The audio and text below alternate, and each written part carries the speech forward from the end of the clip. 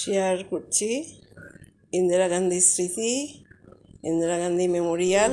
ইন্দিরা গান্ধীর বাসভবনে আমি গিয়েছিলাম। আমি দিল্লি বেড়াতে গিয়েছিলাম, তখন ইন্দিরা গান্ধীর বাসভবনে গিয়েছিলাম। 3-4বার গিয়েছি। এত ভালো লেগেছে আমার, খুবই ভালো লেগেছে। আজ ওরা নেই, দুই ছেলেও নেই, জওহরলাল নেহরুও নেই, ইন্দিরা গান্ধীও নেই। তাদের স্মৃতিগুলো রয়ে গেছে। মিউজিয়াম দেখো কি সুন্দর, কি ভালো লেগেছে, সাজানো গোছানো, খুব সুন্দর। আমি অনুভব করছিলাম তখন এই বৈঠকখানায় উনি বসতেন, মিটিং করতেন।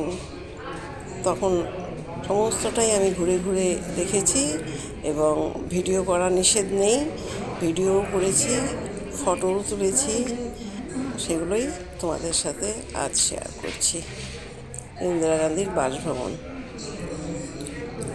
যখন আগে একবার গিয়েছিলাম 5-6 বছর আগে, তখন অনেক রুমগুলো খোলা ছিল। এবার দেখলাম কয়েকটা রুম বন্ধ, যেমন বাথরুমটা বন্ধ আছে, আর বেডরুমটা বন্ধ আছে। এবার অনেকগুলো রুম দেখলাম লক করা আছে, আর বেশ কিছু খোলা আছে। ওই যতটুকু পেরেছি, কোনো বাধা নিষেধ নেই, সবাই ভিডিও করতে পারে এবং ফটোও তুলতে পারে, কোনো অসুবিধা নেই। আমি যতটুকু পেরেছি তুলে তোমাদের সাথে শেয়ার করছি। আশা করি তোমাদের সবারই খুব ভালো লাগবে। দেখতে থাকো। রাজীব গান্ধী, এত ভালো লেগেছে। আমি দিল্লিতে বহুবার গেছি, কিন্তু 3-4বার আমি ইন্দিরা গান্ধীর বাসভবনে গিয়েছি। আজ এটাই শেয়ার করলাম।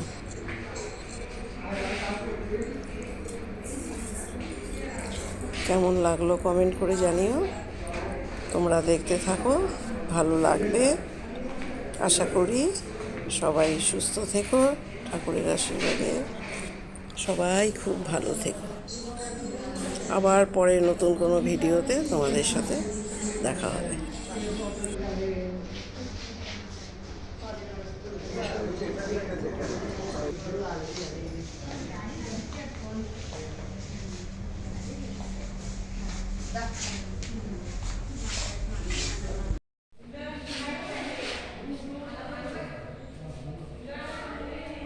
ইন্দিরা গান্ধীর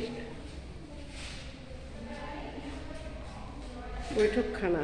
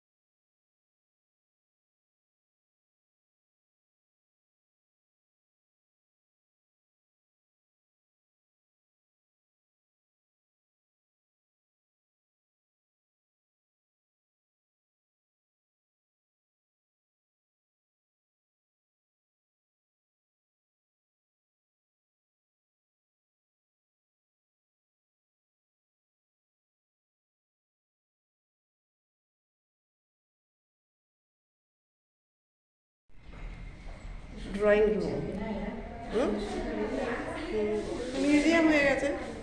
মিউজিয়াম, ഡ്രോയിങ് റൂമാണ് സയൻസ് സെറ്റ്